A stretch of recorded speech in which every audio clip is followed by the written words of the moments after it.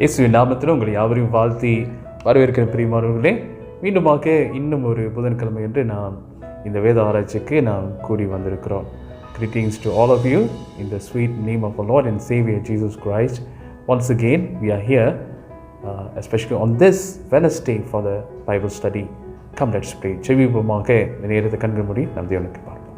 நேசுக்கு நல்லாண்டவரே, அப்பா, இந்த நேரத்தை கர்த்தர் எங்களை ஆசீர்வாதத்தை கொடுத்து, அப்பா இதோ சுவாமி, இன்றைக்கு இன்னும் ஒரு நாளிலே இந்த வேத ஆராய்ச்சி என்று சொல்லி வரும் பொழுது உம்முடைய கர்த்தாவை வேதத்தின் மூலமாய் கூட அநேக காரியங்களை எங்களோடு பேச முடியாது நான் ஜெபிக்கிறேன். இயேசுவை நாம் ஜெபிக்கிறோம், நல்ல பிதாவே, ஆமென். இயேசுவை துதிப்பேன், என் தேவனை துதிப்பேன் என்ற பாடலை இந்த வேளையிலே நாம் பாடுவோமாக. ஒரு சரணத்தை நாம் பாடி அந்த நேரத்தில் கூட நாம் ஆரம்பிப்போம்.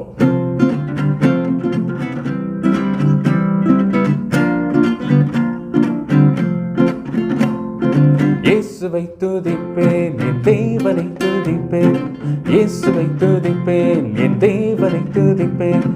அவர் நாமமே மேலானது, அவர் நாமமே மேலானது, அவர் நாமமே மேலானது, அவர் நாமமே மேலானது. ஹல்லேலூயா, ஹோசனா, ஹல்லேலூயா, ஹோசனா, ஹல்லேலூயா, ஹோசனா, ஹல்லேலூயா, ஹோசனா. ராஜாதி ராஜாதி ராஜனாம் தேவாதி தேவனாம், ராஜாதி ராஜனாம் தேவாதி தேவனாம். வல்லவர் நல்லவர் பெரியவரே, எப்போதும் கூடவே இருப்பவரே. நல்லவர் வல்லவர் பெரியவரே, எப்போதும் கூடவே இருப்பவரே. ஹல்லேலூயா, ஹோசனா, ஹல்லேலூயா, ஹோசனா, ஹல்லேலூயா, ஹோசனா, ஹல்லேலூயா, ஹோசனா. இயேசுவை இயேசுவை துதிப்பேன், என் தேவனை துதிப்பேன், இயேசுவை துதிப்பேன், என் தேவனை துதிப்பேன். அவர் நாமமே மேலானது, அவர் நாமமே மேலானது, அவர் நாமமே மேலானது, அவர் நாமமே மேலானது. ஹல்லேலூயா, ஹோசனா, ஹல்லேலூயா, ஹோசனா, ஹல்லேலூயா, ஹோசனா, ஹல்லேலூயா, ஹோசனா. ஸ்தோத்திரம் ஆண்டவரே, வல்லமை உள்ளவர், நல்லவர், வல்லவர், கிருபை உள்ளவர், என்னாலும் எங்களோடு இருக்கிறவர். நமக்கு நன்றியும் துதியும் கனத்தையும் மகிமையும் நான் செலுத்துகிறோம். இது கூட ஆண்டவரே, உடைய வார்த்தையை நாங்கள் பார்க்கும் பொழுது எங்களோடு தங்கியிருந்து வழி நடத்துமாறு உடைய கரத்தில் ஒப்புக் கொடுக்கிறோம். இயேசுவை நாம் ஜெபிக்கிறோம், நல்ல பிதாவே, ஆமென். கர்த்தருக்கு ஸ்தோத்திரம். பிரியமானவர்களே, சென்ற வாரம் நாம் 10வது வசனம் வரையில நான் பார்த்தோம், 10, 11 வரையில நான் பார்த்தோம். நீங்கள் பார்த்தீர்கள் in previous week we have looked at the verse until verse 11. நாலு பிரியமானவர்களே, 11வது வசனம் வரையில நான் பார்த்தோம். ஸோ இன்றைக்கு 12வது வசனம் மேற்கொண்டு இதனால நாம் பார்க்கவிருக்கிறோம். பிரியமானவர்களே, 12வது வசனத்துக்கு வருவதற்கு முன்பதாக 11வது வசனம் என்ன நடந்தது என்றால், ஆண்டவராகிய இயேசு கிறிஸ்து பரலோகத்துக்கு அவர் ஏறி போவதை நாம் பார்க்கிறோம். சரிங்களா? சீஷர்கள்லாம் அங்கே பார்த்து கொண்டு இருக்கிற வேளையில் 2 வெள்ளை அங்கி தரித்திருந்த மனிதர்கள் அந்த இடத்துல, தூதர்கள் அந்த இடத்துல வந்திருந்தாங்க. அவங்க இந்த நாளில் வானத்தையும் அண்ணாந்து பார்த்துட்டு இருக்கிறீங்க, ஆண்டவராகிய இயேசு கிறிஸ்து போன மாதிரி அவர் திரும்ப வருவார், இந்த நாளில் அவருக்காக காத்திருக்கும்படி இந்த நாளில் அவர் சொல்லுகிறார் என்று சொல்லி அந்த இடத்துல நான் பார்க்குறோம். சரி, இந்த நேரத்தில் அந்த சம்பவம் அந்த இடத்துல நடந்த கையோடு என்ன நடக்கிறது என்றால், immediately soon after Jesus was taken up to heaven, they returned to Jerusalem. பிரியமானவர்களே, ஆண்டவராகிய இயேசு கிறிஸ்து அந்த இடத்துல சொன்ன அந்த வார்த்தை இந்த இடத்துல அவர்கள் கீழ்ப்படிந்தார்கள் என்று சொல்லி நான் பார்க்கிறோம். 12வது வசனத்தை நான் வாசிப்போம். Verse 12. Then the apostles returned to Jerusalem from the Mount of Olives, a distance of half a mile. 12வது வசனம். அப்பொழுது அவர்கள் எருசலேமுக்கு சமீபமாய் ஒரு ஓய்வு நாள் பிரயாணம் தூரத்தில் இருக்கிற ஒலிவ மலை என்னப்பட்ட மலையிலிருந்து எருசலேமுக்கு திரும்பி போனார்கள். எருசலேமிலே காத்திருங்கள் என்று சொல்லி இந்த நாளிலே பிதாவின் வாக்குத்தத்தம், பரிசுத்த ஆவியானவர் உங்களிடத்தில் வரும் வரையிலும் நீங்கள் காத்திருக்கும்படி அவர் கட்டளை கொடுத்ததுக்கு இந்த நாளில் அவர்கள் இணங்கி அவர்கள் மறுபடியுமாக எருசலேமுக்கு அவர்கள் செல்லுகிறதை நாம் கவனிக்கிறோம். பிரியமானவர்களே, as what has been commanded to them, as Jesus commanded them not to depart from Jerusalem but to wait until the promise of the Father, which is the Holy Spirit, being given to them. So they went to Jerusalem. இதனால எருசலேமுக்கு அவர்கள் போனார்கள் என்று சொல்லி நான் பார்க்குறோம். The moment they entered into Jerusalem, the moment they returned to Jerusalem, எருசலேமுக்கு அவர்கள் திரும்பின கையோடே இந்த நாளில் பார்க்கும் பொழுது அவர்கள் மேல் அறைக்கு சென்றார்கள் என்று நாம் பார்க்கிறோம். Verse 13, when they arrived, they went to the upstairs room of the house where they were staying. பிரியமானவர்களே, 13வது வசனம், அவர்கள் அங்கே வந்தபோது மேல் வீட்டில் ஏறினார்கள் என்று சொல்லி அந்த இடத்துல நாம் பார்க்குறோம். சரிங்களா, மேல் வீட்டில் அவர்கள் ஏறினார்கள் என்று சொல்லி நாம் பார்க்குறோம். அதுக்கு பிற்பாடு who are the people were there, யாரெல்லாம் அங்கே இருந்தார்கள் என்று சொல்லி இந்த வேளையில் நாம் கவனிக்க போகிறோம். and we are going to see a list of names there. ஒரு குறிப்பிட்ட பேர்கள் அந்த இடத்துல குறிக்கப்படுகிறத அந்த வேளையில் நீங்கள் பார்க்கலாம்.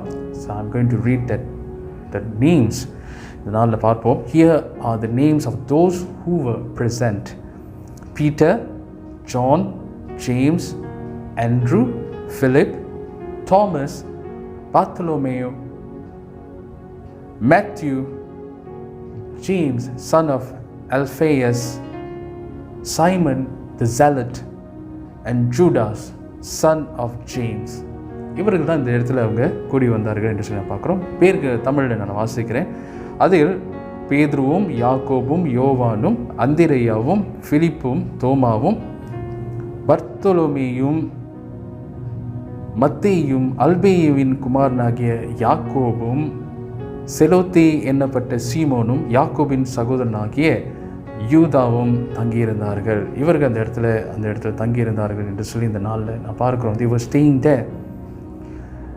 Verse 14 பார்க்கும் பொழுது they all met together and were constantly united in prayer along with Mary the mother of Jesus, several other women and the brothers of Jesus. இந்த ரெண்டு குறிப்பிட்ட பகுதி இந்த வசனத்தில் பார்க்கும் பொழுது 12, 13 அந்த இடத்துல பார்க்கும் பொழுது தென் verse 14 அந்த இடத்துல பார்க்கும் பொழுது ரெண்டு குறிப்பிட்ட பெயர்களை நம்ம கவனிக்கலாம். செலோத்தே என்னப்பட்ட சீமோன் என்கிறதான விஷயத்தை நம்ம கவனிக்கிறோம். A zealot, we see a zealot, Simon who is the zealot. அதனால் தி zealot என்று சொல்லி நாம் பார்க்குறோம். அதாவது the zealot, செலோத்தி அப்படி சொன்னீங்கன்னா ஜீல் அப்படி என்கிறதான வார்த்தையிலிருந்து தான் zealot-ஆக மாறுகிறது. பிரியமானவர்களே, so someone who is zealous about the law of the Jews. இதனால் யூதர்களுடைய சட்டத்திட்டங்களை குறித்தான வைராக்கியமுள்ள ஒரு ஆட்களாக ஒரு ஆளாக இவர் இருக்கக்கூடும் அப்படி சொல்லிட்டு.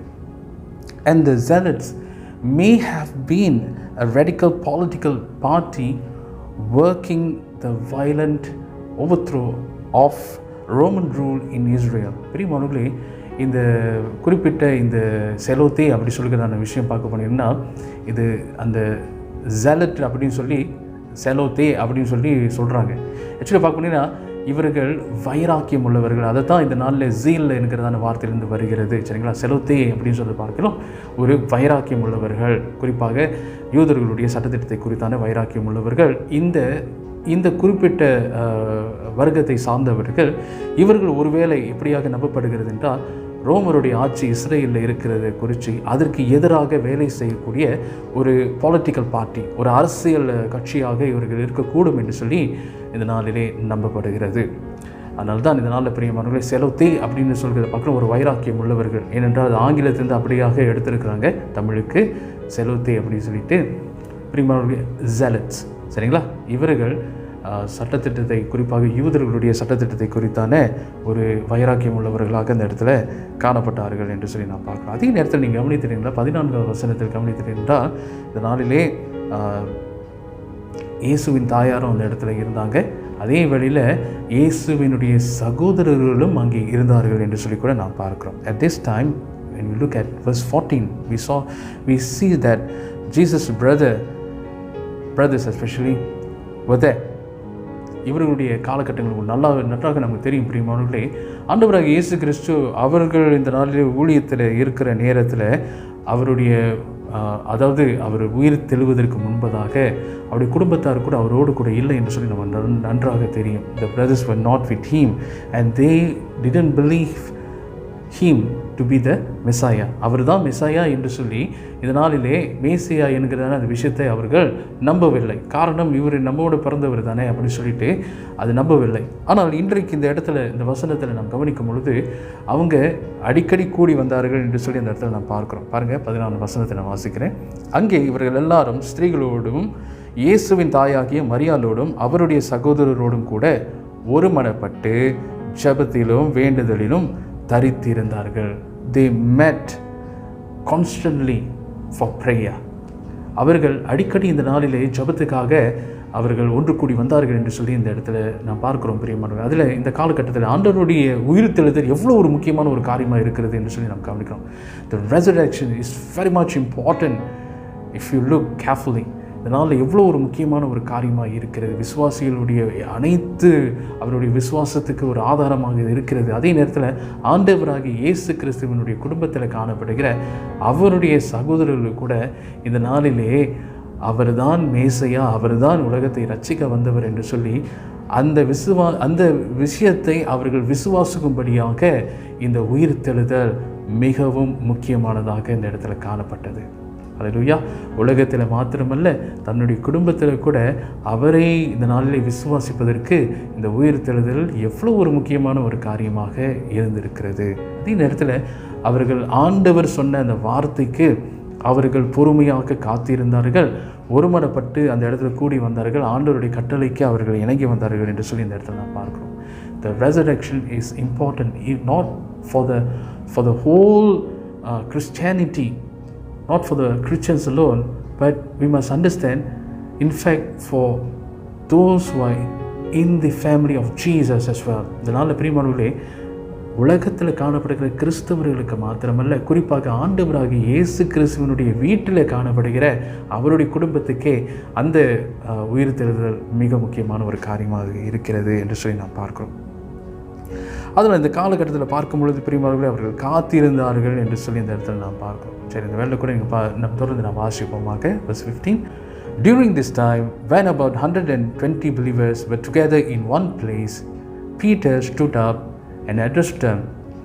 Brothers, he said, the scriptures had to be fulfilled concerning Judas, who guided those who arrested Jesus, and this was predicted long ago by the Holy Spirit speaking through King David. பிரியமானவர்களே, 15ஆம் வசனத்தை வாசிக்கிறேன். அந்நாட்களிலே சீஷர்களிலே ஏறக்குறைய 120 பேர் கூடியிருந்த போது அவர்கள் நடுவிலே பேதுரு எழுந்து நின்று, சகோதரரே, இயேசுவை பிடித்தவர்களுக்கு வழிகாட்டின யூதாசை குறித்து பரிசுத்த ஆவி தாவீதின் வாக்கினால் முன் சொன்ன வேத வாக்கியம் நிறைவேற வேண்டியதாக இருந்தது. 17 நான் வாசிக்கிறேன். அவன் எங்களில் ஒருவனாக எண்ணப்பட்டு இந்த ஊழியத்திலே பங்கு பெற்றவனாக இருந்தான்.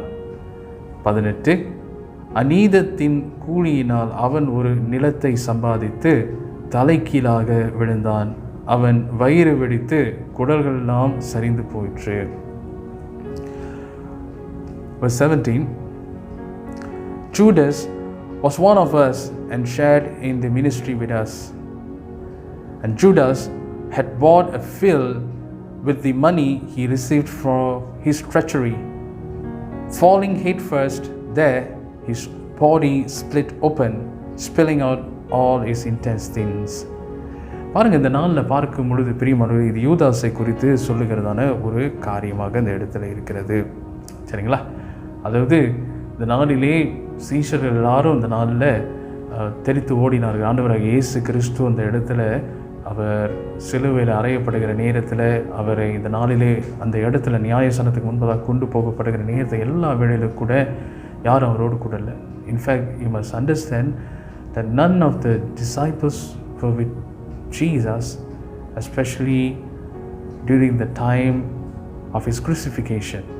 பிரியமானவர்களே, இதே சூழ்நிலையில் பார்க்கும் பொழுது மற்ற எல்லா சீஷர்களும் ஆண்டவராகிய இயேசு கிறிஸ்துவின் இடத்தில் அவர் மனம் திரும்பி வந்தார்கள் என்று சொல்லி நாம் பார்க்குறோம். இந்த காலகட்டத்தை நாம் கவனிக்கும் பொழுது Judas was never repented for what he had done.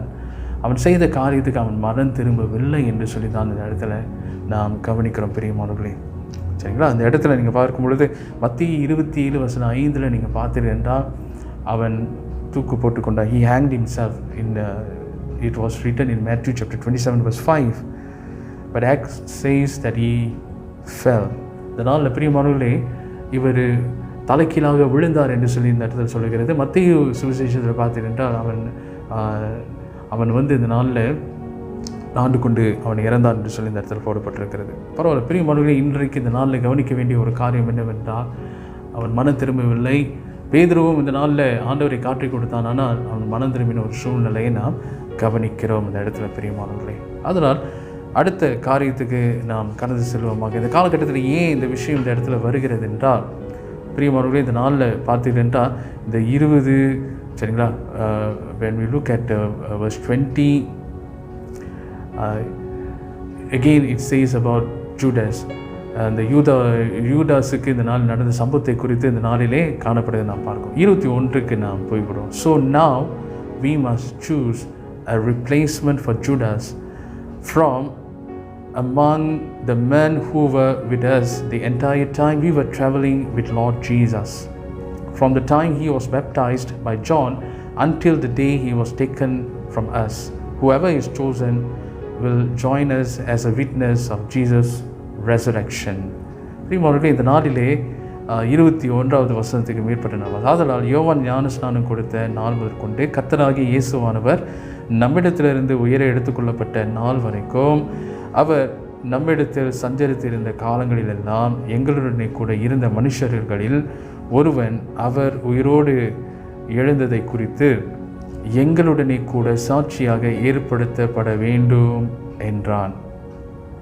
So இந்த நாளில் பிரியமானவர்களே, யூதாஸுக்கு பதிலாக இன்னொரு அப்போஸ்தலரை தேர்ந்தெடுக்கும்படியாக அந்த இடத்துல அவர்கள் முன் வருகிறத நாம் கவனிக்கிறோம். ஸோ அந்த இடத்துல அவர் சொல்லுகிற ஒரு குறிப்பிட்ட ஒரு வார்த்தையை நாம் கவனிப்போமாக. whoever is chosen, just look at this verse, this particular word. Whoever is chosen will join us as a witness of Jesus' resurrection. பிரியமானவர்களே, இந்த நாளில் அதாவது அவர் நம்மிடத்தில் சஞ்சரித்து காலங்களில் எல்லாம் எங்களுடைய கூட இருந்த மனுஷருக்கு ஒருவன் அவர் உயிரோடு எழுந்ததை குறித்து எங்களுடனே கூட சாட்சியாக ஏற்படுத்தப்பட வேண்டும் என்றான். இந்த ஆண்டவராக இயேசு கிறிஸ்து உயிரோடு எழுந்தார் என்கிறதான விஷயம் அது எவ்வளோ முக்கியமான ஒரு காரியமாக இருக்கிறது என்று அது சாட்சி கூறும் பொழுது, when you share a witness, that means you are witnessing about Jesus' resurrection. இதையும் காணப்படுகிறதா இருக்கு. அவர் வாழ்ந்ததை குறித்தும் சாட்சி கூற வேண்டும், அவர் மரித்ததை குறித்து சாட்சி கூற வேண்டும், அவர் உயிரோடு எழுந்ததை குறித்து சாட்சி கூற வேண்டும். Remember chapter 1 verse 8, you will be my witness.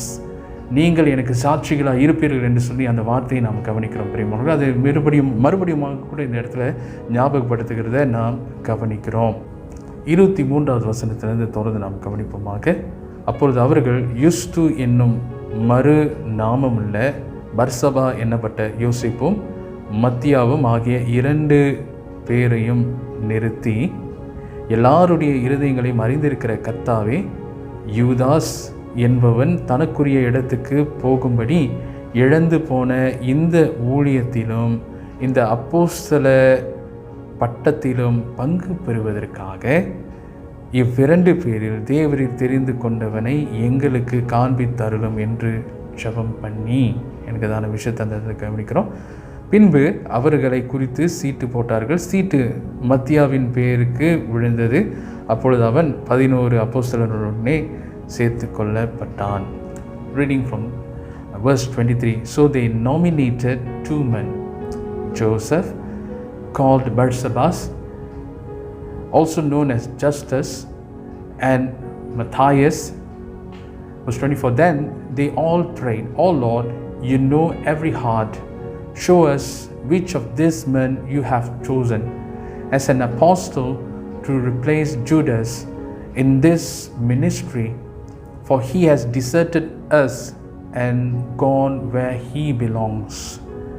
Then they cast lots, and Matthias was selected to become an apostle with the other 11. பிரியமானவர்களே, இந்த இடத்துல கூட நீங்கள் பார்க்கும் பொழுது 120 பேர் அந்த இடத்துல கூடி வந்திருக்கும் பொழுது it's more of a kind of a first church business meeting.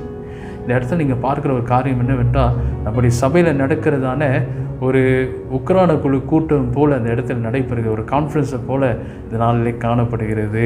சரிங்களா? அந்த இடத்துல கூடி வந்திருக்கிறாங்க. And it's time for them to choose someone. சரிங்களா? ஒருத்தங்களை தேர்ந்தெடுப்பதற்கு, யூதாஸினுடைய இடத்துக்கு பதிலாக தேர்ந்தெடுப்பதற்கு இந்த நாளிலே அவர்கள் வருகிறார்கள். and they prayed and they cast lots. சரிங்களா? அவர்கள் இதனாலே சீட்டு போட்டார்கள். மத்தியாவினுடைய பேருக்கு இந்த நாளிலே அது வந்தது என்று சொல்லி இந்த நாளிலே நாம் கவனிக்கிறோம் பிரியமானவர்களே.